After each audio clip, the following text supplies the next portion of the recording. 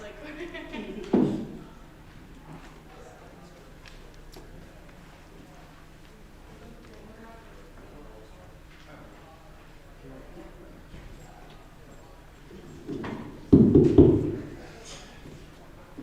Hello, everybody. We are one of two classes. We are one of two 11th grade classes of the Neighborhood Academy, 11B to be exact. The Neighborhood Academy is a private school that focuses on academics and provides many opportunities for its students that can help them figure out what college or university they want to go to, or what career they would like to tackle in the future. Assisting us with this project are some of the law students at the University of Pittsburgh, Sophia, China, Hattie, and Octavia, who are sitting right here. There's one back there. And also Professor David Herring, who is a constitutional law professor. They were a big help in this project by helping outline surveys and presentations and organizing our information into different topics by having open discussions with the class. Also assisting us with this is the Center of Civil Rights and Racial Justice at Pitt, which serves as an active intellectual hub for students, faculty, and community members to collaborate on civil rights and racial justice projects. The center works closely with community partners in researching and recommending solutions for communities facing systematic disparities in police violence, prison, housing, education, and health. We acknowledge that the city of Pittsburgh occupies the ancestral lands of the Seneca Monongahela and refugees of other tribes, including Delaware, Shawnee, Mingo, and Haudenosaunee tribes. We acknowledge their native languages and tongues and have been lost and damaged due to forced removal and assimilation by European colonist forces.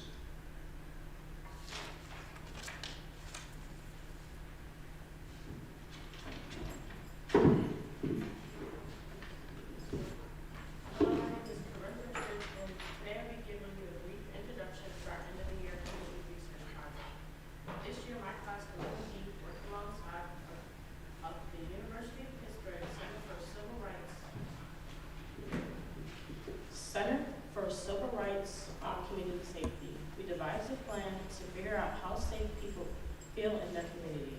We conducted two types of studies using qualitative and quantitative data. Quantitative data is number measured by the quantity of something rather than its quality, and you report that through surveys, polls, experiments, and more. Qualitative data relates to measuring the quantity of something, like a face-to-face interview, documents, video recording, audio, and more. All the statistics you will learn today were done by each of my classmates going out into the community and interviewing our neighbors, families, and friends. I hope you enjoy this presentation and find this information useful. Thank you.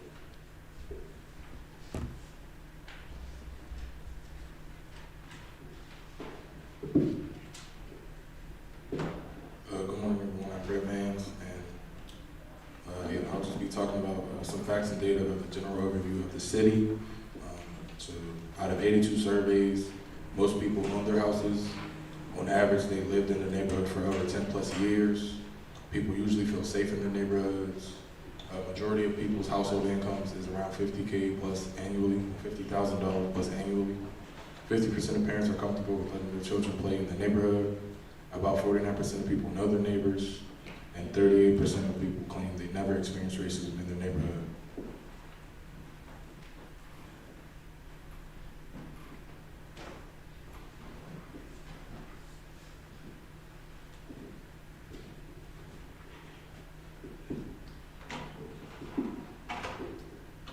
Hello everybody, my name is Terrence James. So in this study, we discovered that people have been living in their homes for most of their lives, which can be a big factor of safety for people in their neighborhoods. Also, most parents own their homes, which can give a sense of security. So since COVID-19 happened, it was causing like many challenges around the world, such as like stores closing, people losing their jobs and homes, and most neighborhoods were not affected. Like kids were still playing outside, and they were still playing outside during COVID too. And nearly 50% said they physically feel safe in their neighborhood as well.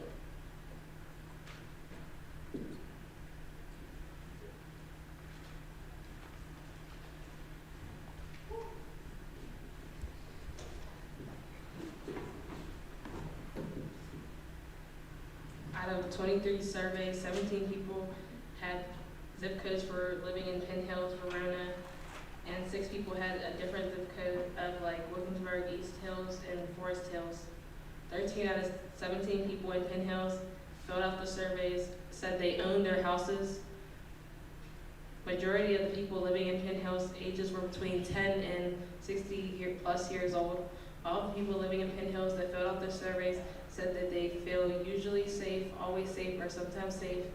3 out of 17 of the people living in Penn Hills said they rarely feel safe.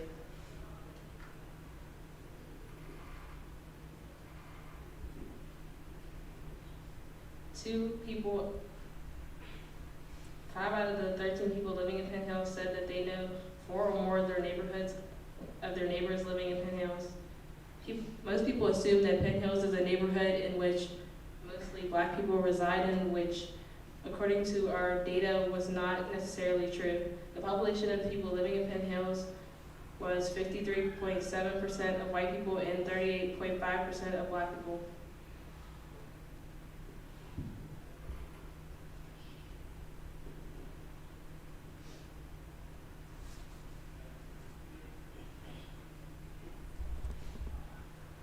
Based on the information given from our surveys responses, 8 out of the 17 people residing in Penn Hills said that they never or rarely experience racism in their neighborhood, while 5 out of the 17 people said they usually or sometimes experience racism.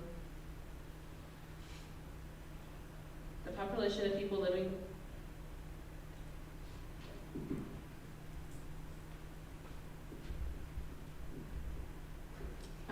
that's the end.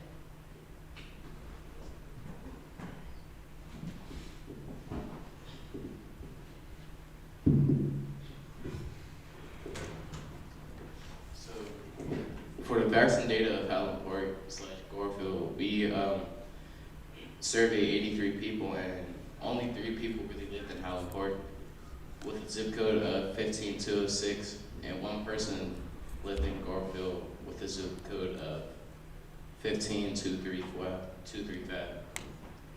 So 2 out of the 3 people in Highland Park said they do not feel safe walking around, but they do feel safe in their homes, and those 2 happen to own their home. While the other one does not own their home, they feel safe. The 3 people that live there reported that they haven't seen any crime in Highland Park. The 1 individual who lives in Gorefield does not own their home. It says they generally feel safe walking around there and living there. Also, no crime was recorded in Gorefield, but however, I can attest to Gorefield because I do live in Gorefield, so I can give a little bit of my facts and data as well. For instance, I've been living in Gorefield for basically my whole life. I've moved towards like actual Gorefield in like, I think whenever I was 5 years old, but after 5 or before 5, I was living in Stanton Heights, which is like basically like right down the street from the school. So generally there is a lot of crimes, a bit of shootings and such in Gorefield, but it's not really unsafe because you know your neighbors more, and you get to like feel that sense of security whenever you have like childhood friends, neighbors that will look out for you. Like for instance, I can give an example. Like whenever I was like 7, there was like this big brawl because we had Little League season, and Little League season, that's when crime starts to get like a little crazy. So Little League season, there was like a big brawl. These adults were fighting over football game, Little League football game, and so there was a good shooting. So I'm saying here, I ran, and So I ran, and one of my neighbors, they actually took me inside their house, and yeah. So there's a good bit of safety and security, or at least it comes to neighbors and such.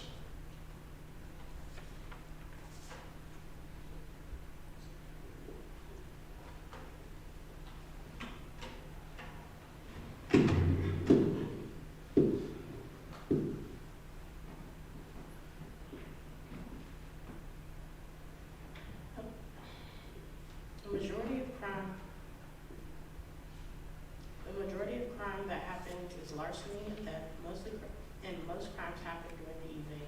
The crime rate in Highland Park has steadily decreased from 2016. Highland Park is 65% white and 23% black.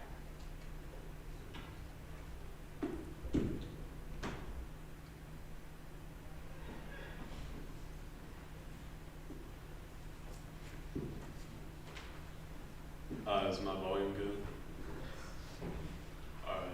For the general conclusion of this project, we did qualitative and quantitative data to gather all the information. And overall, for the city of Pittsburgh, it was a very neutral response. Like, it wasn't overly negative for the city, or it wasn't overly positive.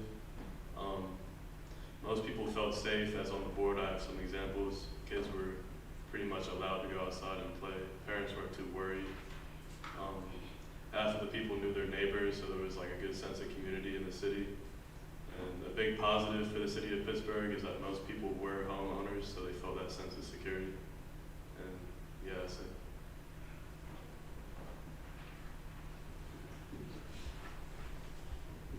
it. All right, now for the introduction of Professor David Harris. Professor David Harris is the Sally Ann Semenko Endowed Chair and Professor of Law. He studies, writes, and teaches about police behavior, law enforcement and race, and search and seizure law. He teaches criminal law, criminal procedure, and evidence. Professor Harris is the leading national authority on racial profiling. He has testified multiple times in the U.S. Congress and before many state legislative bodies. He gives talks and does professional training for law enforcement, judges, and attorneys throughout the country in subjects ranging from implicit bias in the legal system to the mechanics of police reform, and presents his work regularly in academic conferences.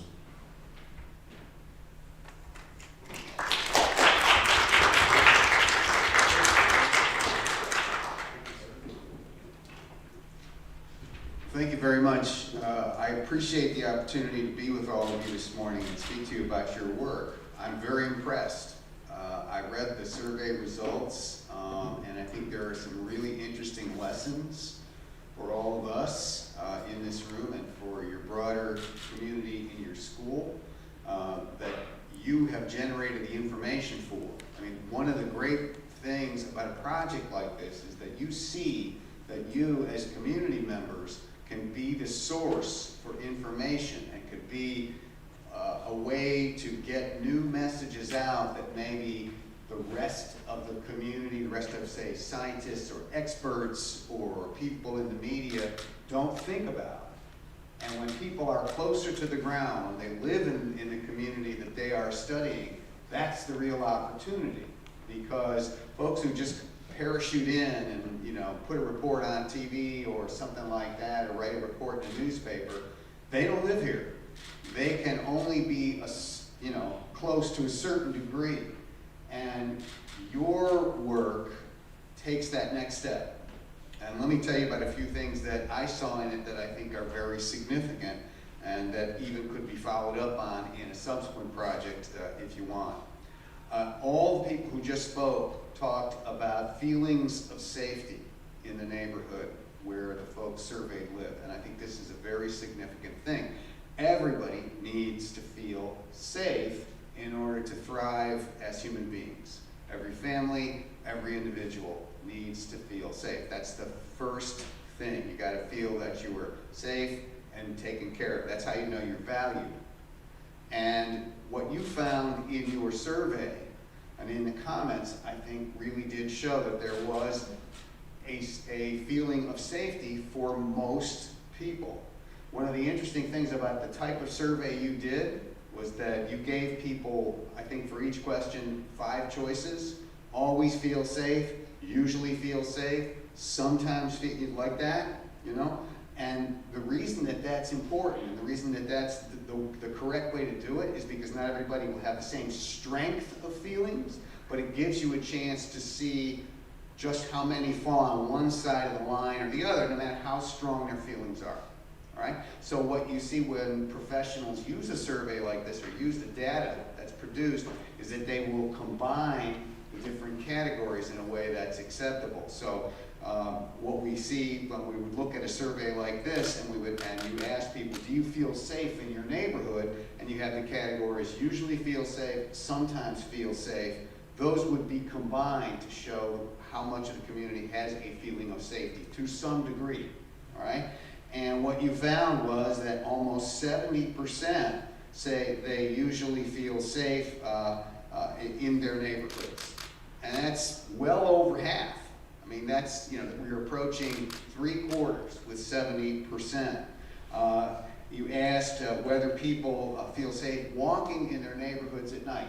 And you know that that's the time when people might feel a little less safe. There's just less light, it's harder to see and harder to feel safe perhaps. Yet you found that still over half, 57%, either usually or always feel safe walking in their neighborhoods at night.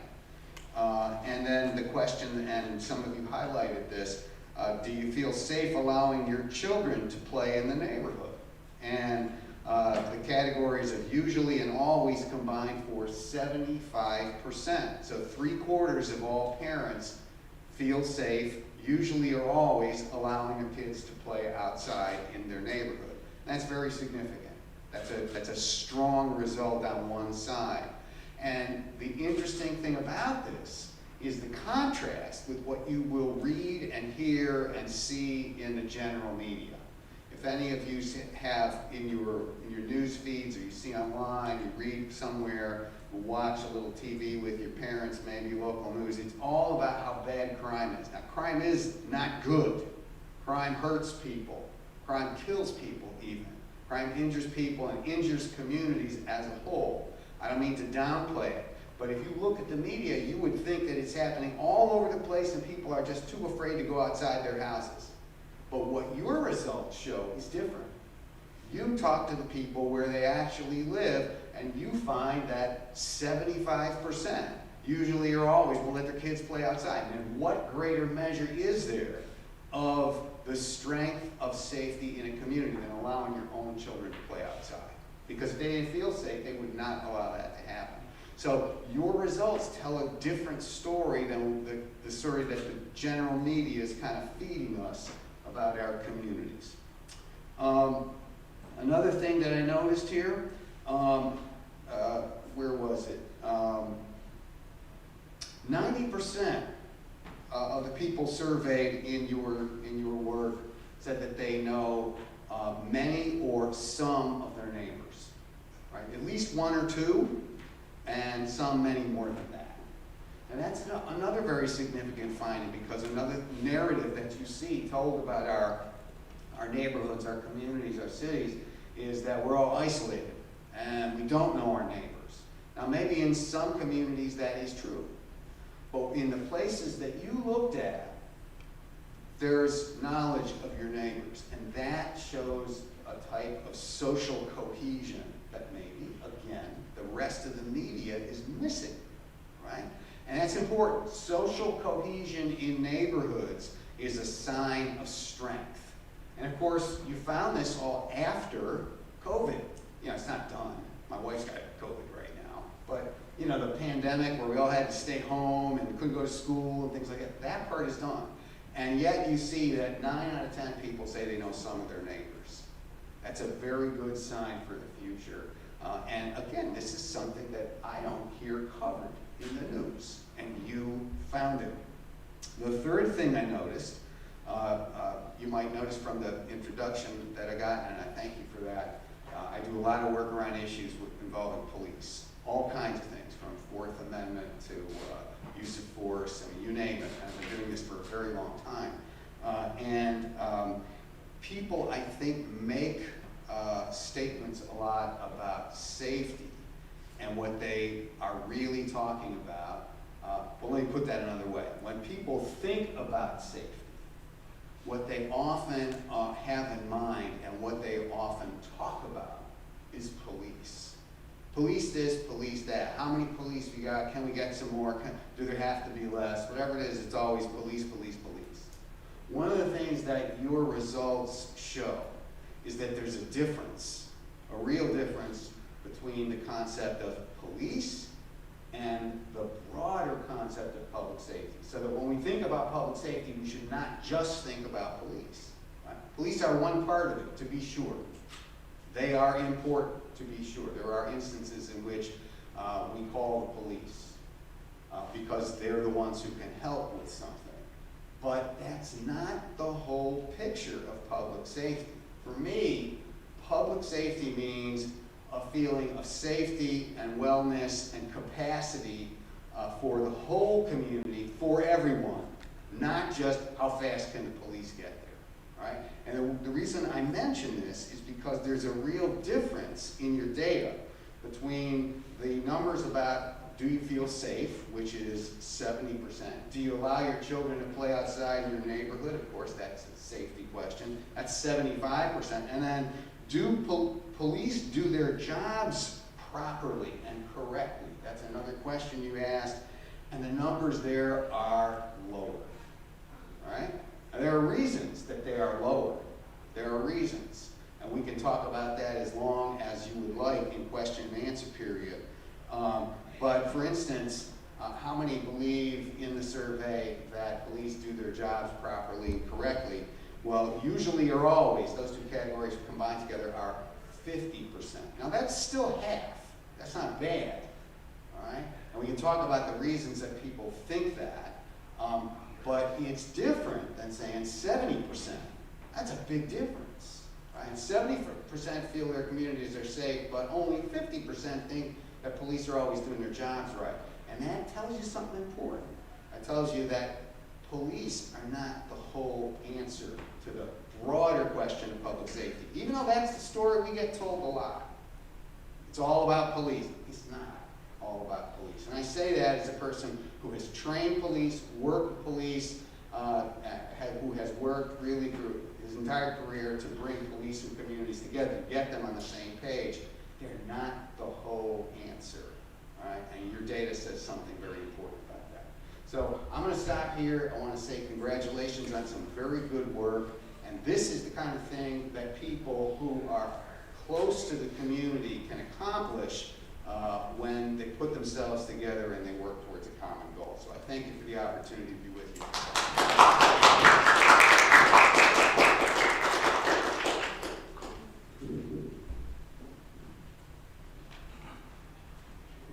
Thank you, David. Thank you, students. Hi, everybody. My name is Gabby Yearwood. I'm the managing faculty director for the Center for Civil Rights and Racial Justice, who has been working with the students and partnered with Professor Herring and the law school students to put on today's event. I noticed we have a group. What grade are you all in?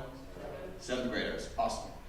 So for right now, I'm going to open up questions, either for the students or from the students who did the project. And also anybody who has questions about some of the things that Professor Harris said. I have some of my own questions, but I'll hold off on those to defer to anybody else who might have some questions. You might ask about what the project was like. You may want to ask your older school classmates what it was like to do this kind of project. You're 4 years away from maybe doing a project like this yourself. Or maybe people have questions for Professor Harris. Yes? I'm just going to take a second to repeat your question so people online can hear it. So the question is, were you surprised by the results that you got, or did you expect the results that you got?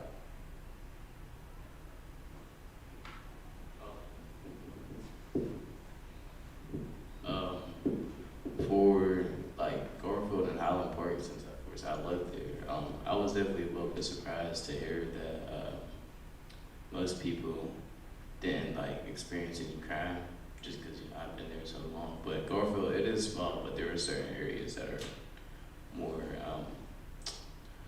more safer than others, I would say. So, yeah.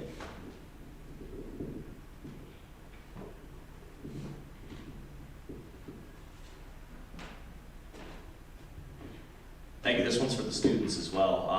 I apologize if we came in a little bit late and I may have missed this, but did you see if there was a correlation between the amount of people who rented versus owned, and then the crime rates in that area, and then the feelings of safety?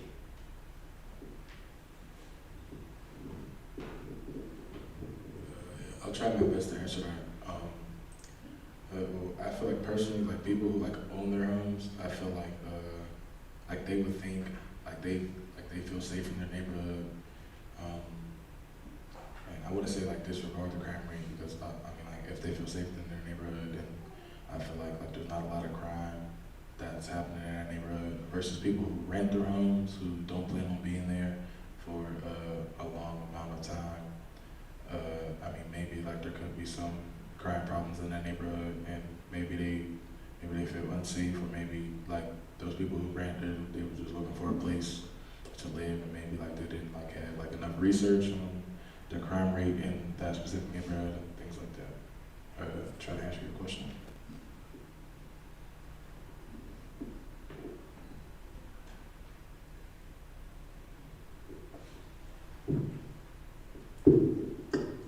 So this is for you, Professor Harris. You talked about how the general feelings of safety that the students gathered from their interviews of the residents in these neighborhoods is different from the narrative that's being pushed in the general media. And I'm wondering if you have any ideas about why this is, if you think it has to do with any efforts to gentrify these neighborhoods, or anything like that open-ended. Thank you, that's a great question. There's an old saying in the media business, and when I say the media business, I mean all kinds of media, every platform, but especially local television news. And that old saying is, if it bleeds, it leads, right? Meaning that local television especially, but other media, is most likely to use crime as a way to attract viewers and to bring people into their product, which is the newscast. And always remember, it's a product, right? It's information, but it's a product. And they're asking you to be there so that they can sell the advertisers your attention. And because of this, crime has always been a leading thing in the press generally, even before television. And it sells well. It gets people horrified and excited and whatever else. It keeps them watching and reading. And that has a long history. And the reasons that we see that kind of narrative over and over are really not that different from what I just told you. And when you see something different in your own neighborhoods, it isn't that crime isn't occurring or isn't occurring anywhere. It's just that the story is told in a certain way for a certain purpose that may not have anything to do with what's happening on the ground where you live. What you see when there is crime may be caused by a whole variety of things. One possibility has its roots in gentrification, as your question was sort of hinting at. There are many other things at play. I don't want to say crime isn't real or it doesn't happen. It is real, it does happen, it hurts people, it hurts communities. It's a real concern. But by telling the stories of what really goes on the streets in such a way that people feel like they don't have any control, any agency, it's all hopeless, it gives people an incorrect picture. That, I think, was my point, that you can correct yourselves, and you have done that here. And I would encourage you to see your communities as they actually are, which is, if you have crime problems, if there are difficulties, if certain areas or corners, say within Garfield, certain little areas or pockets are a problem, then you focus on those problems within your community with everybody who is concerned, with all the stakeholders. And you can figure out solutions. There are ways to do that. But you don't have to buy the stories being sold to you. And so often the stories sold not only to the folks in this room, but to the whole city are about how bad things are, and they are code for how bad certain people are. And I don't think we can ignore that. It is an old way to get people to buy into racist tropes, and that is just harmful to everybody. So what you've done by exposing the real data, I think, is a real service.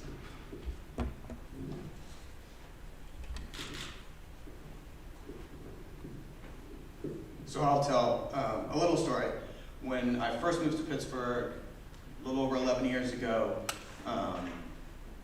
one of the things, we were trying to learn about the community and the city and neighborhoods and where to live, and we heard some negative things about certain kinds of neighborhoods, the Hill District being one of them.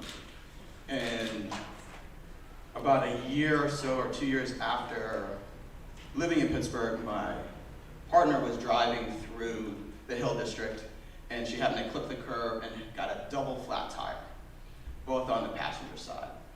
She pulled the car over. Before she completely got out of the car, an older gentleman who was in his 70s came over with 2 bricks to put behind the wheels of the car so the car wouldn't roll down the hill because she was on incline. Another gentleman came over and immediately started asking her if he could help her change the tires. Another woman came out of her house and offered to call AAA to get the car towed. By the time I showed up, I was on campus for about 10 minutes away. That first gentleman had already gotten 1 tire off. His friend was on his way with another jack to get the other tire off. And there was very little for me to do by the time I got there 15 minutes after my partner called me.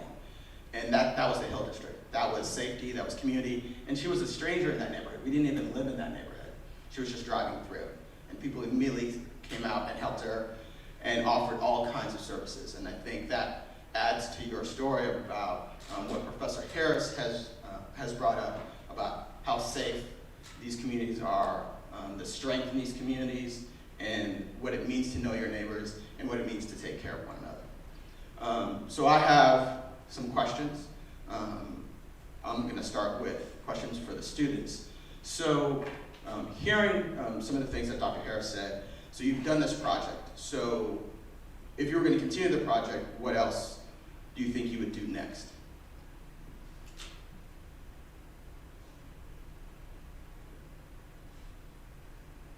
I know I'm putting you on the spot.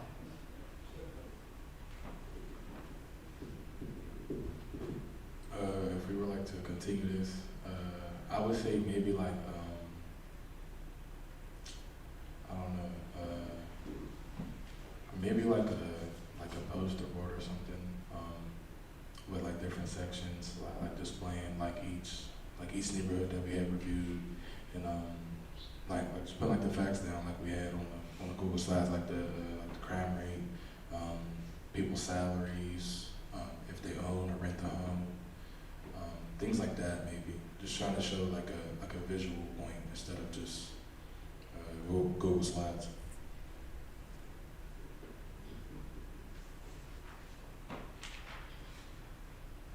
Any other ideas?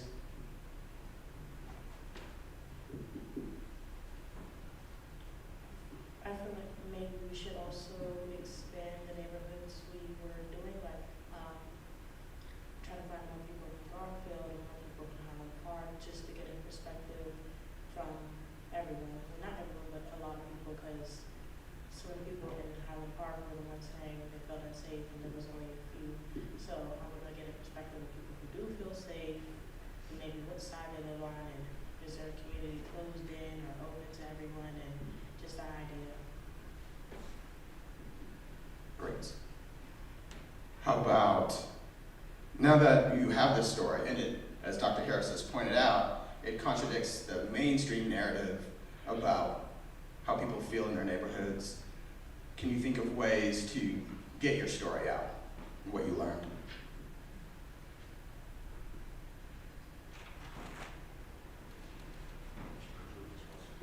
How would you share your story with others so that they can know that there's a different story than what people might be hearing on the news?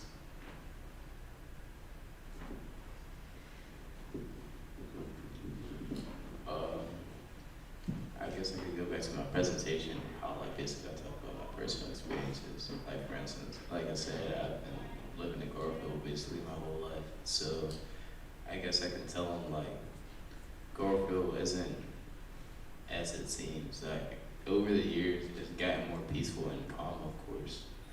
But like 2016 and like below, it was when there was like lots of violence and such. Of course, we can get into this topic for another time, but like, you know, there's been more diversity moving in, like there's been more white people moving in and more, of course, black people moving out. So it's been a fluctuating situation as far as violence goes. So the last question I want to ask you is not for me, but is for your 7th grade guests.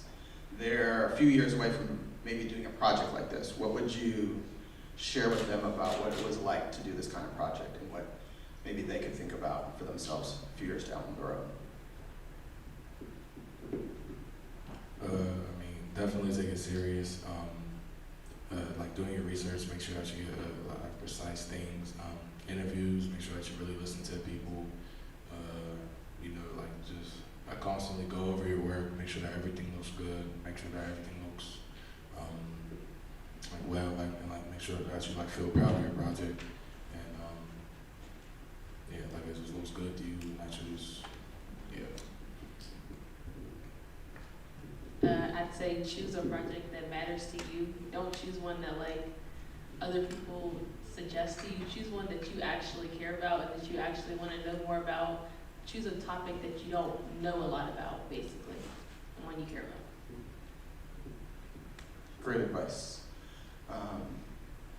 Dr. Harris, I have a question for you that you brought up in your comments, which was the disconnect between thinking that the police are needed for safety and the students' research and the data that they gather demonstrates that police aren't always the answer. So I was wondering if you could talk a little bit more about why the police are always what we turn to for answers for safety, but obviously they're not always the answer.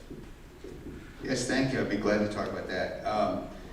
You know, this is the problem of police being the whole answer to all things that make people safe has been growing for a long time. In part, it's the result of us as a society and a country disinvesting in various kinds of social supports and services. And that has been an ongoing thing for years. Way back in time when we all lived in caves, and I was roughly the same age that you were, we had a whole system of mental health hospitals for people who needed a lot of help and support. Now, these were not all great places, and there were some bad things that happened in them. Sometimes people got stuck in them for years. So I don't want to paint a rosy picture of them, but at least there was a system and a place for people to go. And instead what happened was these places were almost all closed. They were supposed to be replaced by community programs and different kinds of group homes and community supports. That was the idea. And this would be better. People could be out in the mainstream as much as they could and give people more freedom and so forth. Well, the closing part all happened. The other part, which involved more money, did not. And this was roughly the time that I can remember very distinctly we began to see a lot more people with mental illness showing up on the street. Now, this happened across many different types of social problems, but mental health was one. And what we have now is a patchwork system of mental health supports.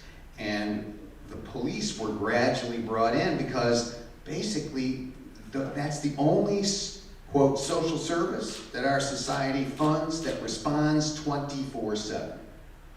The only one. That's the only, if you call up the operator and say, I have an emergency, it's police, fire, or EMS. That's it. And it's not a fire, okay. EMS, the person isn't sick. Instead, they send the police. And the police are not a good fit for everything that involves that greater idea of overall community wellness and safety. So the police show up. Why do you need people with guns and badges and handcuffs when somebody's having a mental health crisis? Occasionally, you will have somebody with a weapon. That's one thing, but usually not. Person is just in crisis. So what we are seeing now is a recognition that the police are not the answer. And by the way, police don't want these jobs. They know they're not mental health workers. They know that they're not workers suitable for helping people who are in the throes of homelessness. Right? They don't want to be called to the 7-Eleven when a hungry person steals a package of donuts. That's not what they're there for. And so slowly we are moving in the direction of police being moved to the sidelines on things like this.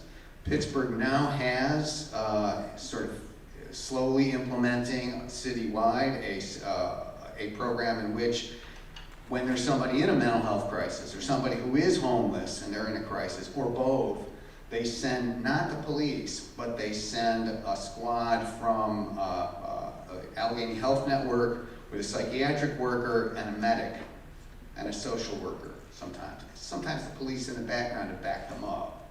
But this is an example of how finally we have recognized where we are and how those problems, how we can see police are not the answer to every problem, and we can get to some better equilibrium with that. Does that answer your question? Great, thank you. Unless there are other questions from the audience, I think we are going to wrap up for today. I want to thank a lot of people. I'll start by thanking Professor David Herring from the University of Pittsburgh Law School, whose class that he teaches here at the Neighborhood Academy. His law school students, Sophia, Octavia, Hattie, and China, who worked with the 11th graders.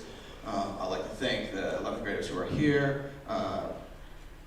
Kai, Corinne, Brent, Terrence, Samara, and Gabe for their amazing work and diligent work in working on this project. I know it was a lot for you all to do.